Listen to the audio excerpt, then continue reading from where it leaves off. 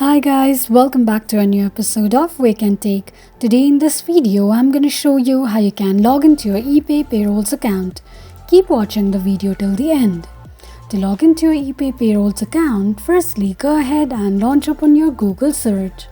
On the search box at the top, type in epaypayroll.com and make a search. The official page of Epay Payrolls account will appear on the screen. Scroll down and tap on the account you'd like to log in.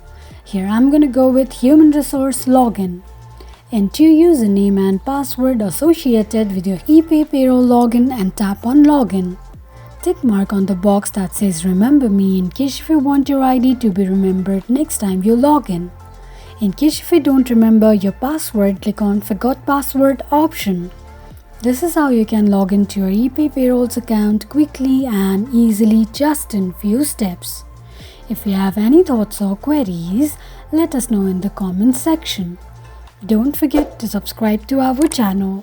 Also press the notification bell icon so that YouTube will notify you whenever we post a new video. I hope this video was helpful to you. Thank you so much for watching.